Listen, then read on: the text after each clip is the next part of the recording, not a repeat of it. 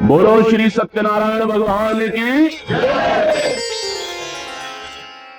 सज्जनों, ऋषि व्यासी महाराज बोले कि एक समय नैमिषारण्य तीर्थ में शौनक आदि 88,000 ऋषि पुराण वेता सूत जी से पूछने लगे, हे महर्षि, जिस व्रत अथवा तप से हमको अभिष्ट फल प्राप्त हो सके उसको हमारी सुनने की इच्छा है, आप हमसे कहने की कृपा करें। श्री सूत जी बोले, एक समय यही प्रश्न नारद जी ने लक्ष्मीपति श्री विष्णु भगवान से पूछा था। विष्णु भगवान ने देवर्षि नारद जी से जिस प्रकार कहा था उसे तुम मन लगाकर सुनो। एक समय नारद जी दूसरों की भलाई करने की इच्छा से अनेकानेक लोकों में घूमते घूमते मृत्यु लोक में आ गए। यहां आकर अनेक योनियों में उत्पन्न हुए समस्त मनुष्यों को तरह तरह के कलेशों और अपने अपने कर्मों से दुखी देखकर इन प्राणियों का दुख किस प्रकार दूर हो, ऐसा मन में विचार कर विष्णु लोक को चले गए। वहां श्वेतवर्ण, चतुर्भुज, शंख, चक्र, गदा, पद्म एवं वनमालाओं से सुशोभित देवादिदेव श्री विष्णु भगवान को देखकर नारद जी उनकी स्तुति करने लगे। विष्णु भगवान ऐसी स्तुति सुनकर नारद जी से बोले, हे नारद, तुम्हारे आने का क्या कारण है और तुम्हारे मन में क्या है? हे मुनि, वो सब तुम मुझसे कहो, मैं उन सब का उत्तर दूंगा। नारद जी बोले, हे भगवान, मृत्यु लोक के प्राणी अनेकानेक योनियों में उत्पन्न होकर पाप कर्मों से महादुखी हो रहे हैं। अतः यदि आपकी मेरे ऊपर कृपा है तो बताइए कि उनका दुख किस प्रकार से दूर होगा। श्री भगवान ने कहा, हे पुत्र, तुमने संसार के ऊपर कृपा करने की इच्छा से बड़ी ही उत्तम बात पूछी है। जिस उपाय से प्राणी वो माया से मुक्त हो जाते हैं उसे तुम ध्यान से सुनो। स्वर्ग एवं मृत्यु लोक में पुण्य प्रदान करने वाला एक परम दुर्लभ व्रत है। तुम्हारे स्नेह से मैं उस व्रत को कहता हूं। श्री सत्यनारायण के व्रत को भली भांति विधि पूर्वक करने से प्राणी शीघ्र ही सुख भोग कर परलोक में मोक्ष को प्राप्त होता है। भगवान के ऐसे वचन सुनकर नारद ऋषि बोले, हे भगवान, उस व्रत का क्या फल और क्या विधि है एवं उस व्रत को किस किसने किया तथा वो व्रत कौन से दिन करना चाहिए, ये सब विस्तार से कहने की कृपा करें। श्री भगवान बोले कि ये व्रत दुख और शोक आदि को शांत करने वाला, धन और धान्य को बढ़ाने वाला, सौभाग्य और संतान का देने वाला और सर्वत्र विजय का देने वाला है। और जिस किसी दिन मनुष्य भक्ति और श्रद्धा से युक्त हो उसी दिन संध्या के समय श्री सत्यनारायण भगवान की पूजा करे, ब्राह्मण और बंधुओं सहित धर्म में तत्पर रहे, मिठाई, केले के पके फल, घी, दूध और गेहूं का आटा या चावल का आटा, शक्कर अथवा गुड़ ही लेकर संपूर्ण प्रसाद को भक्ति भाव से इकट्ठा करके भगवान का भोग लगावे तथा अपने बांधवों सहित कथा सुन और ब्राह्मणों को दक्षिणा देने के पश्चात बंधु बांधवों सहित ब्राह्मणों को भोजन करावे, फिर भक्ति से स्वयं प्रसाद भक्षण करे और श्री सत्यनारायण भगवान का ध्यान करके अपने स्थान को चला जाए। इस व्रत का आचरण करने से निश्चय ही मनुष्य की समस्त इच्छाएं पूर्ण हो जाती हैं। विशेष करके कलयुग में पृथ्वी पर यही एक छोटा उपाय है। इति श्री स्कंद पुराणे रेवा खंडे सत्यनारायण व्रत कथायाम प्रथमो अध्याय संपूर्णम। बोलो श्री सत्यनारायण भगवान की जय। सूत जी बोले, हे ब्राह्मण, इसके बाद जिसने इस व्रत को किया उस कथा को कहता हूं।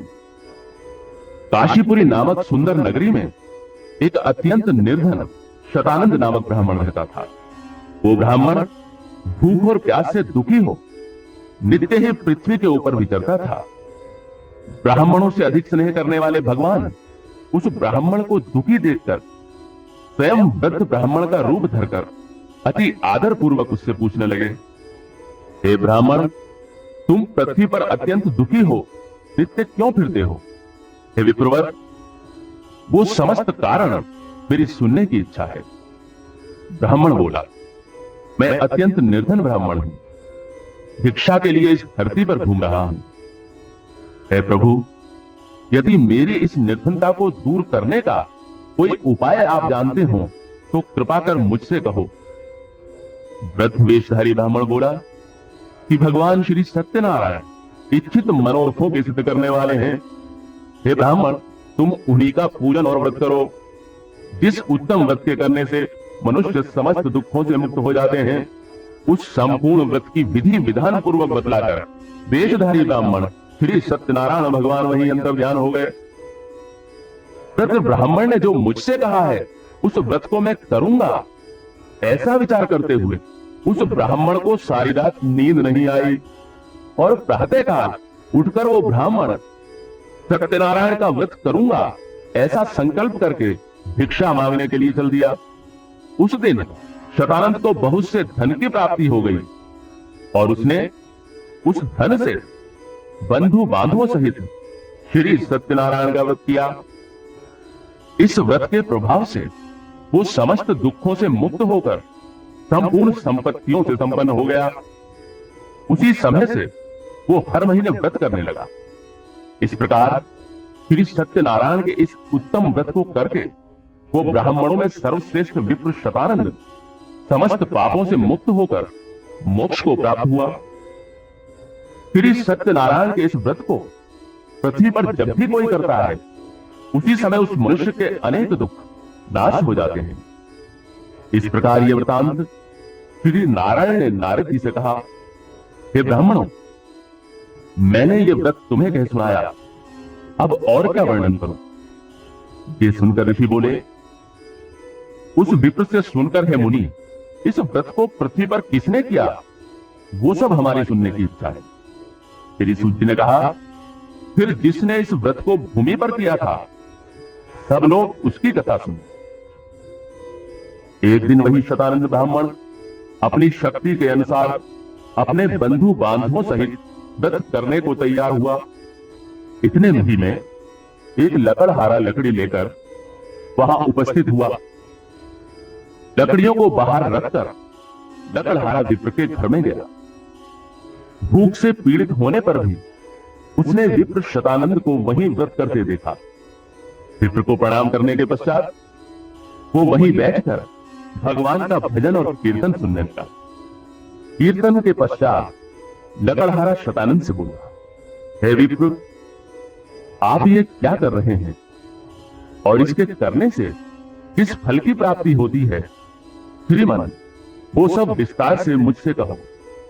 विप्र शतानंद बोला कि ये श्री सत्यनारायण भगवान का व्रत समस्त इच्छित कामनाओं का देने वाला है। इसी के प्रभाव से मेरे यहाँ सब धन धान्य की वृद्धि हुई है। शतानंद से इस व्रत को सुनकर वो लकड़हारा बहुत प्रसन्न हुआ और भगवान के प्रसाद का भक्षण कर नगर को चला गया। तब लकड़हारा मन में ऐसा विचार करने लगा कि आज गांव में लकड़ियों को बेचने से जो धन प्राप्त होगा उसी से श्री सत्यनारायण भगवान का उत्तम व्रत करूंगा। ऐसा विचार करके और लकड़ियों को सिर पर रखकर वो एक ऐसे सुंदर नगर में गया जहां अत्यंत धनी लोग रहते थे। उस दिन उसे लकड़ियों का दुगना मूल्य प्राप्त हुआ।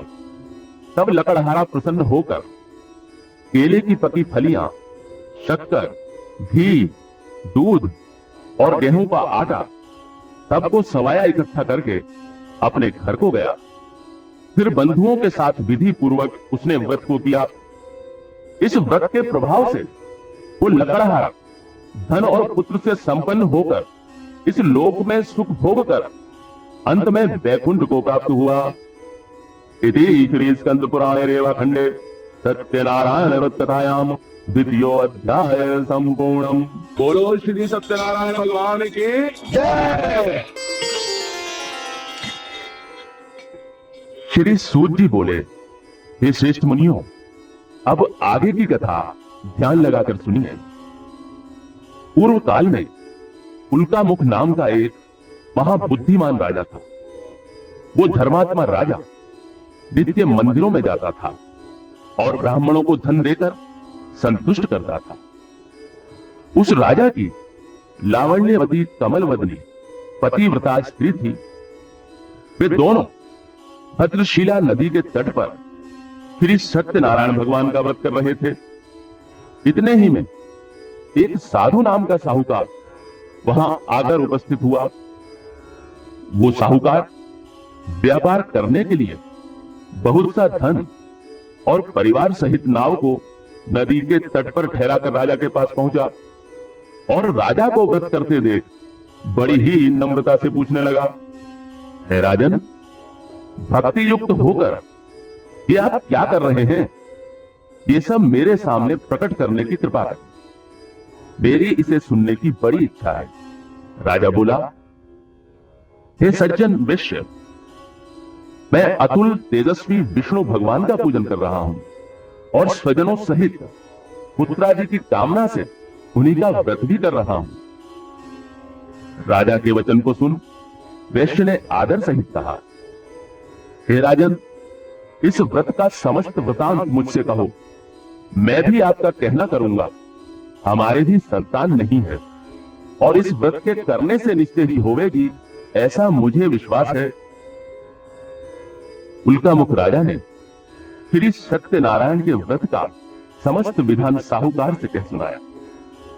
व्यापार से फुर्सत पाकर प्रसन्न हो साहूकार अपने घर को गया और संतान के देने वाले उस उत्तम व्रत को अपनी स्त्री से कहा और कहा, जब मेरे संतान हो जाएगी तब मैं भी इस व्रत को करूंगा। इस प्रकार वैश्य साहूकार ने अपनी स्त्री लीलावती से संपूर्ण व्रत का महात्म्य कह सुनाया। एक दिन उसकी पतिव्रता स्त्री लीलावती सांसारिक धर्म में तत्पर हुई और श्री सत्यनारायण भगवान की कृपा से गर्भवती हो गई। 10वें महीने में उसने एक रत्न रूपी श्रेष्ठ कन्या को जन्म दिया और शुक्ल पक्ष के चंद्रमा की तरह वो कन्या दिन प्रतिदिन बढ़ने लगी। चंद्रमा की कला के समान बढ़ने के कारण ही उस कन्या का नाम कलावती रखा गया। तब एक दिन लीलावती अपने पति से मधुर वचन कहने लगी, हे स्वामी, आप जिस व्रत के करने का पहले संकल्प कर चुके हैं उसे क्यों नहीं करते? साहूकार बोला, हे प्यारी, मैं निश्चय ही कन्या के विवाह के समय श्री सत्यनारायण का यह व्रत करूंगा। इस प्रकार स्त्री को समझाकर नगर में व्यापार करने के लिए चला गया। तब वो कलावती नाम की कन्या पिता के घर में वृद्धि को प्राप्त होने लगी। तब एक दिन उस धर्मात्मा वैश्य ने नगर के बीच कन्या को सखियों के संग विवाह के योग्य देखकर उसका विवाह कर देने का विचार किया और स्त्री से सलाह करके शीघ्र ही दूत को रवाना किया। कन्या हेतु श्रेष्ठ वर ढूंढने के लिए वो दूत कंचनपुर नगर जा पहुंचा तथा वहीं से एक सुंदर वैश्य के पुत्र को ले आया। सुंदर और गुणवान वैश्य के पुत्र को देखकर और संतुष्ट होकर अपने बंधु बांधवों सहित विधि विधान से उस वैश्य ने अपनी कन्या कलावती का विवाह उसके साथ कर दिया। किंतु दुर्भाग्यवश उस उत्तम व्रत को वो विवाह के समय करना भूल गया। इससे श्री सत्यनारायण भगवान उससे रुष्ट हो गए। इसके कुछ दिनों बाद वही वैश्य साहूकार जामाता सहित व्यापार करने के लिए समुद्र के निकट रत्नसारपुर नगरी में गया और वहीं पर जामाता सहित व्यापार करने लगा। जब वो दोनों चंद्रकेतु राजा के रमणीक नगर में गए तो उसी समय श्री सत्यनारायण भगवान ने इसे झूठा देखकर इसको श्राप दिया कि इसे महाघोर कठिन दुख होगा। एक दिन राजा का धन लेकर चोर वहां ही आए जहां पर दोनों वैश्य ठहरे हुए थे। चोर अपने पीछे पीछे दौड़ते हुए राजदूतों को देखकर और चित्त में भयभीत होकर इस धन को वहीं छोड़कर गायब हो गए। तब वे दूत वहां उन सज्जन वेश्यों के निकट आए और राजा के चुराए हुए धन को देखकर वेश्य पुत्रों को बांध ले गए तथा प्रसन्नता से राजा के समीप जाकर कहने लगे, प्रभु, हम दोनों चोरों को पकड़ लाए हैं, देखकर आज्ञा दीजिए। राजा की आज्ञा पाकर दोनों वेश्यों को मजबूत बंधन में बांधकर बिना विचारे हुए डाल दिया गया। श्री सत्यनारायण की माया से किसी ने उनका कहना नहीं सुना और राजा चंद्रकेतु ने उनका समस्त धन हरण कर लिया। उसी शाप से साहूकार की स्त्री लीलावती आधी व्याधि और भूख प्यास से अत्यंत दुखी होकर अन्न की चिंता में व्याकुल हुई घर घर फिरने लगी। कलावती भी नित्य घर में भिक्षा मांगती फिरने लगी। एक दिन वो कन्या क्षुधा से व्याकुल होकर ब्राह्मण के घर पहुंची और वहां श्री सत्यनारायण का व्रत होते देख उसने वहीं बैठकर कथा सुनी तथा श्री सत्यनारायण का प्रसाद भक्षण कर रात्रि में घर गई तो उसकी माता कलावती से प्रेम सहित पूछने लगी कि हे पुत्री, इतनी रात्रि तक तू कहां थी और तेरे मन में क्या है? तब कलावती कन्या तुरंत माता से कहने लगी, हे माता, मैंने ब्राह्मण के घर सब मनोरथ सिद्ध करने वाला एक व्रत देखा है। कन्या के ऐसे वचन सुनकर साहूकार की स्त्री प्रसन्न होकर कन्या कलावती के साथ श्री सत्यनारायण भगवान से प्रार्थना करने लगी। प्रार्थना के बाद लीलावती ने बंधु बांधवों सहित श्री सत्यनारायण भगवान का व्रत किया और ये वर मांगा कि मेरे पति और जामाता शीघ्र ही घर लौटावें।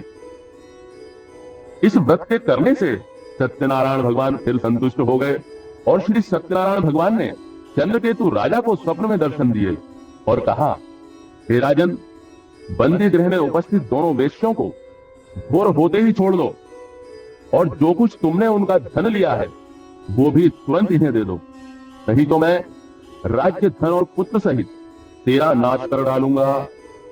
इस प्रकार भगवान राजा से कहकर अंतर्ध्यान हो गए।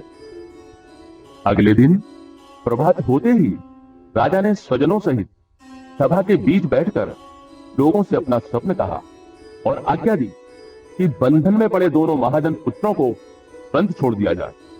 राजा के ऐसे वचन सुनकर राजपुरुष दोनों वेश्यों को बंधन से मुक्त कर नम्रता पूर्वक राजा के आगे लाकर कहने लगे, राजन, हम दोनों वेश्य पुत्रों को कठोर बंधन से मुक्त करके ले आए हैं। तब दोनों ने राजा को प्रणाम करके पहला वृतांत स्मरण करने लगे और भय से व्याकुल हो कुछ भी ना बोल सके।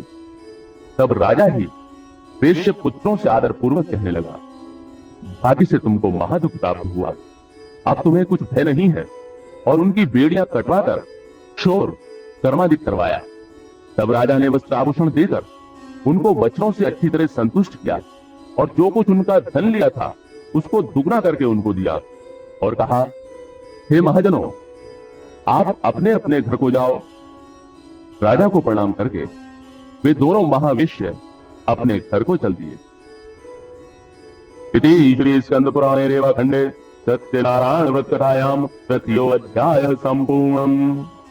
बोलो श्री सत्यनारायण भगवान की जय।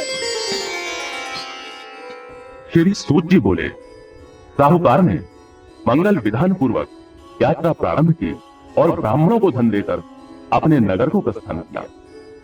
कुछ दूर पहुंचने पर दंडी वेशधारी सत्यनारायण प्रभु ने उस साहूकार से आकर पूछा कि हे साहूकार, तेरी नाव में क्या भरा है?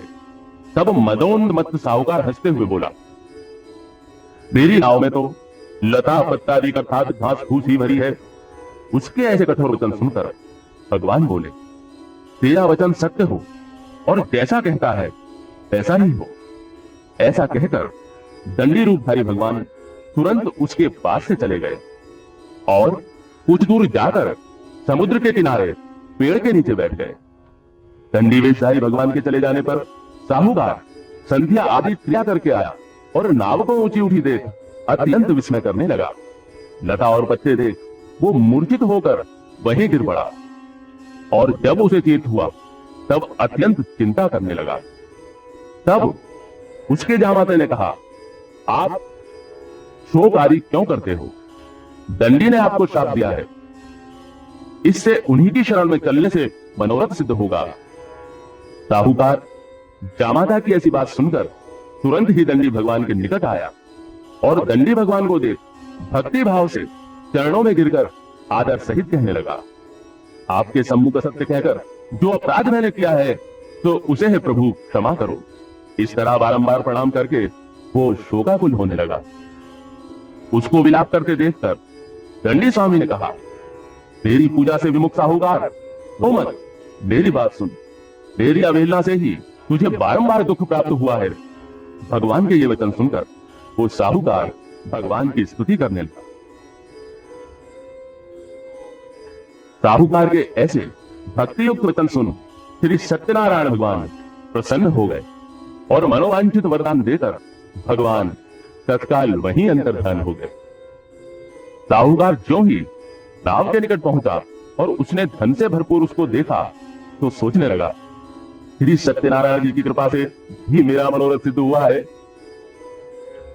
फिर वो अपने साथियों एवं संगियों सहित श्री सत्यनारायण जी का पूजन कर अपने नगर रत्नपुरी की ओर चला। नगर के निकट पहुंचकर साहूकार ने दूत को अपने घर भेजा। तो दूत नगर में जाकर साहूकार की स्त्री के सम्मुख हाथ जोड़कर नमस्कार कर कहने लगा, सेठ जी जामाता और बांधव सहित बहुत सा धन लेकर नगर के निकट आ गए हैं। दूत के मुख से ऐसे वचन सुनकर साहूकार की स्त्री अत्यंत प्रसन्न हुई और सत्यनारायण की पूजा से निवृत्त हो अपनी कन्या से बोली, हे पुत्री, मैं स्वामी के दर्शन को जा रही हूँ और तू भी कार्य पूर्ण करके शीघ्र आ जाना। माता के ऐसे वचन सुनकर व्रत की समाप्ति के बाद और प्रसाद को त्याग कर कलावती भी पति के दर्शन करने को चली गई। इस प्रकार प्रसाद की अवज्ञा के कारण श्री सत्यनारायण भगवान रुष्ट हो गए तथा उन्होंने कलावती के पति को नाव सहित डुबो दिया। तब कलावती अपने पति को न देखकर महाशोक से रुदन करती हुई धुएं के ऊपर गिर पड़ी। इस तरह डूबी हुई नाव और कन्या को महादुखी देखकर साहूकार अत्यंत भयभीत होकर कहने लगा, ना जाने कौन से देवता के प्रकोप से नाव हरण हो गई है। क्या तो नाव को सत्यनारायण ने हर लिया या मैं ही सत्यनारायण की महामाया से बोल रहा हूं।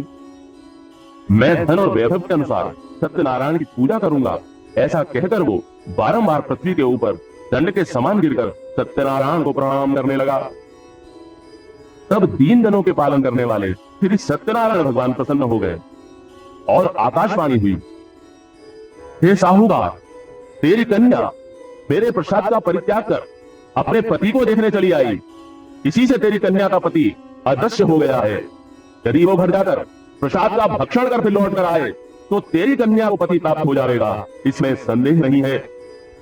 कन्या आकाश से ऐसे वचन सुनकर तुरंत घर जाकर प्रसाद भक्षण करके फिर जब लौट कर आई तो उसने अपने पति को कुशल देखा।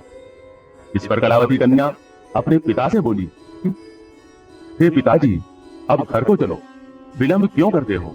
कन्या के ऐसे वचन सुनकर साहूकार ने प्रसन्न होकर श्री सत्यनारायण का पूजन विधि विधान से किया। उस दिन से वो साहूकार हर पूर्णिमा तथा संक्रांति को श्री सत्यनारायण भगवान का पूजन नियम पूर्वक करने लगा, जिसके कारण वो इस लोक में सुख भोग कर अंत समय श्री सत्यनारायण भगवान के वैकुंठ धाम को चला गया। इति श्री स्कंद पुराणे रेवाखंडे सत्यनारायण व्रत कथायाम चतुर्थो अध्यायः संपूर्णम्। बोलो श्री सत्यनारायण भगवान की। श्री पूज्य बोले, हे मुनीश्वरों, इसके आगे की कथा बड़े ही ध्यान से सुनने की है। प्रजा के पालन पोषण में लीन तुंगध्वज नाम का एक राजा था। उसने श्री सत्यनारायण के प्रसाद को त्याग कर घोर दुख पाया। एक समय वो राजा शिकार के दौरान बहुत से पशुओं को मारकर बरगद के पेड़ के नीचे गया तो उसने देखा कि उससे थोड़ी ही दूरी पर संतोष और भक्ति भाव से भरपूर बांधवों सहित गोप ग्वाले श्री सत्यनारायण भगवान का पूजन कर रहे हैं। उस समय वो अपने अहंकार के वशीभूत होकर ना वहां गया और ना ही उसने प्रणाम किया।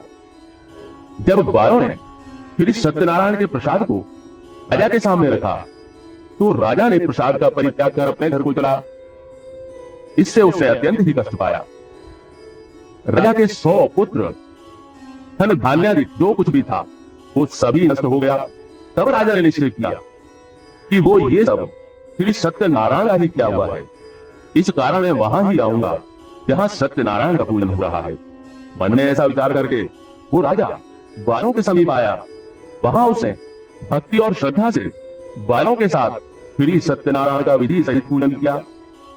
तत्काल ही वो राजा श्री सत्यनारायण की कृपा से फिर से धन और पुत्रों से संपन्न होकर नाना प्रकार के सुख भोग कर अंत समय वैकुंठ को प्राप्त हुआ। जो नर नारी परम दुर्लभ इस सत्यनारायण के व्रत को करते हैं और भक्ति के साथ तत्काल फलदायिनी इस पवित्र कथा को सुनते हैं, उनको सत्यनारायण की कृपा से धन एवं धान्य आदि की प्राप्ति होती है। निर्धन को व्रत करने तथा कथा सुनने से धन की अवश्य प्राप्ति होती है और बंधन में बने हुए प्राणी बंधन से मुक्त होते हैं। भीत पुरुष ऐसे छूट जाते हैं, इसमें संदेह नहीं है। व्रतकर्ता और श्रोता संसार में मनवांछित सुखों को भोग कर मृत्यु के समय स्वर्ग को चला जाता है। हे ब्राह्मणों, मैंने तुमसे ये श्री सत्यनारायण का व्रत वर्णन किया। इस व्रत के करने से मनुष्य समस्त दुखों से छूट जाते हैं।